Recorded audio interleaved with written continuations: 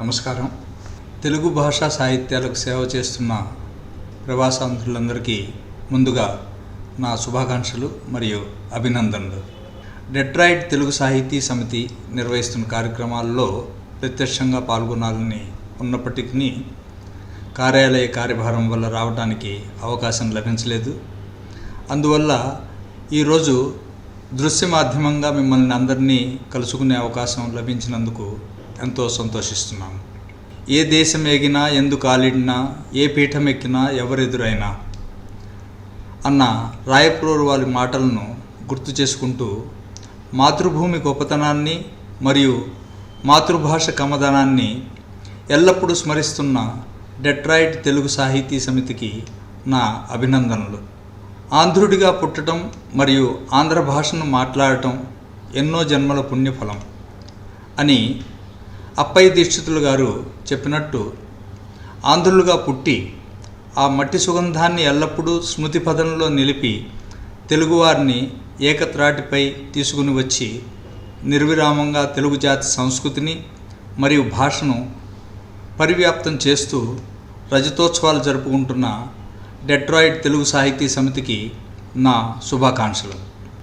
గత కాలం మేలు వచ్చు కాలం కంటెన్ అన్న ఆదికవి నన్నయ్య మాటలను పుణికిపుచ్చుకొని ఒకప్పుడు తాము చేసిన కార్యక్రమాలకు తామే అచ్చరు పొందేలా వైవిధ్యభరితమైన కార్యప్రణాళికలో మరియు కార్యదీక్షతో కేవలం కార్యక్రమాలతోనే కాకుండా పుస్తకాలను ముద్రించి రాబోయే తరాలకు వారసత్వ నిధిని పంచాలనే ఆశయంతో చేస్తున్న కృషి బహు అభినందనీయం.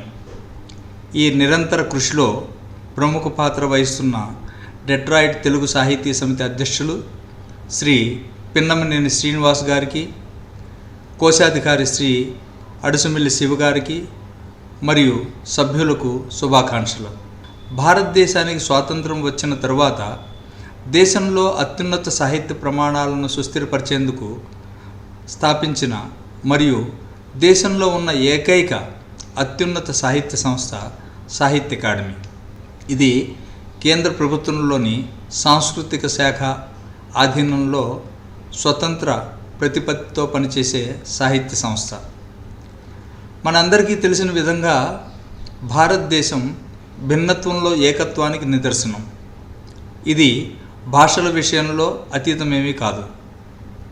ఎందుకంటే భారతదేశంలో ఉన్నన్ని భాషలు మరియు వాటి మాండలికాలు బహుశా మరే దేశంలో ఉండవు అనడం అతిశయోక్తి కాదు. అందువల్ల దేశంలో గుర్తింపబడిన 24 భాషల్లో భాషా సాహిత్యాలను అభివృద్ధి పరిచే లక్ష్యంతో వివిధ భాషా సాహిత్యాల మధ్య సాంస్కృతిక వినిమయం జరిగేందుకు మరియు భాషల మధ్య ఆదాన ప్రదానాలు జరిగి దేశంలో భాషా వికాసం జరిగేందుకు, తద్వారా ఉన్నతమైన సాహిత్య సృజనకు మార్గం సుగమం అయ్యేందుకు సాహిత్య అకాడమీని నెలకొల్పడం జరిగింది. ఎప్పుడైతే దేశంలోని భాషా సాహిత్యాల మధ్య సంబంధం ఏర్పడుతుందో అప్పుడు అది దేశ సమగ్రతకు, తద్వారా ప్రజల సంవేదన సాహిత్యంలో ప్రతిఫలించడానికి ఎంతగానో దోహదకారి అవుతుంది.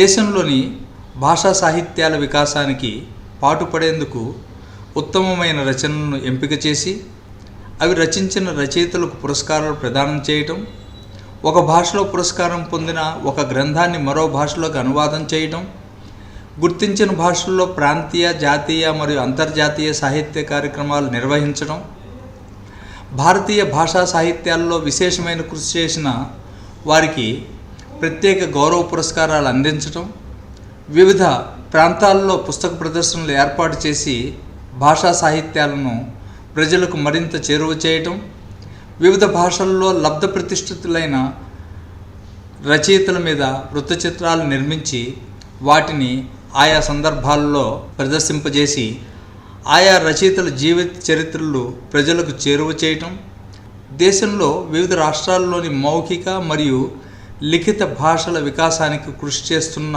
వారికి భాషా సమ్మానాలతో సత్కరించడం మరియు గుర్తించబడిన వివిధ భాషా సాహిత్యాల అభివృద్ధికి ప్రణాళికలు రూపొందించి అమలుపరచడం వంటి అనేక కార్యక్రమాలను సాహిత్య అకాడమీ స్థాపించిన నాటి నుండి నిర్వహిస్తూ ఉంది.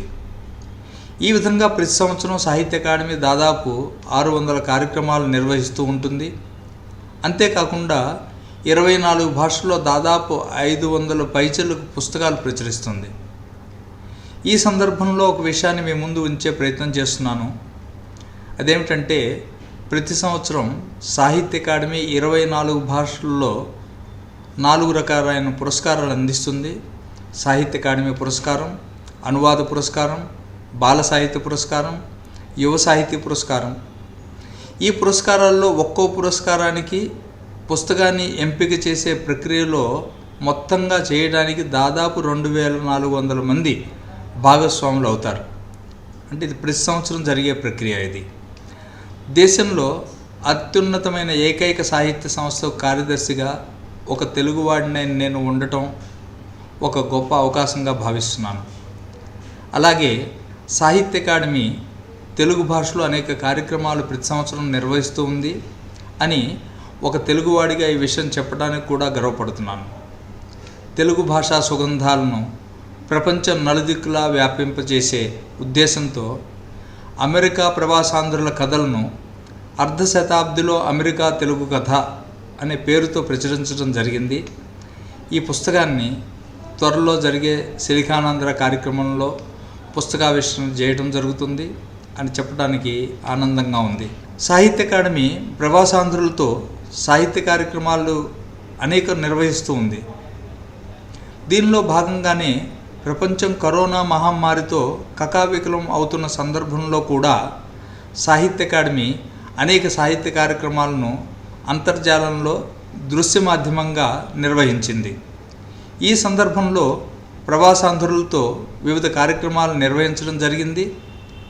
ప్రపంచం నలుమూలలా ఉన్న తెలుగు సాహిత్యంలో విశేష కృషి చేస్తున్న ప్రవాసాంధ్రులు ఎప్పుడైనా భారతదేశానికి వస్తున్న సందర్భంలో మాకు ముందుగా మీ రాకకు సంబంధించిన వివరాలు తెలియపరిస్తే ఆ సందర్భంలో సాహిత్య అకాడమీ కార్యక్రమాల్లో మిమ్మల్ని భాగస్వాములుగా చేయడానికి వీలు ఏర్పడుతుంది.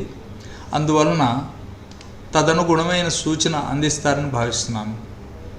మీ అందరి దృష్టికి తీసుకొని రావాలనుకుంటున్న మరొక విషయం ఏమిటంటే, సాహిత్య అకాడమీ ప్రచురించే పుస్తకాల్లో సింహభాగం అనువాదాలకు సంబంధించినవి.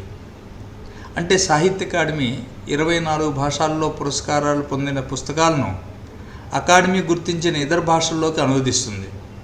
అందువల్ల మీలో ఎవరికైనా అకాడమీ పురస్కారాలు పొందిన పుస్తకాలను అకాడమీ గుర్తించిన ఇతర భాషల్లోకి అనువదించాలనుకుంటే దానికి సంబంధించిన అభ్యర్థనను పంపినట్లయితే దాన్ని అకాడమీ యొక్క నియమాలకు అనుగుణమైన చర్యలు చేపట్టి మీకు సూచించడం జరుగుతుంది. ప్రవాసాంధ్రులు తెలుగు భాషా సాహిత్యాలకు చేస్తున్న అవిరళ కృషిని అభినందిస్తూ మీరు చేస్తున్న ఈ మహాయజ్ఞంలో సాహిత్య అకాడమీని నన్ను భాగస్వాములు చేసినందుకు కృతజ్ఞతలు తెలియజేస్తూ ముఖ్యంగా డెట్రాయిట్ తెలుగు సాహితీ సమితికి నా ప్రత్యేక ధన్యవాదాలు తెలియజేస్తూ విరమిస్తున్నాను. అందరికీ నమస్కారం.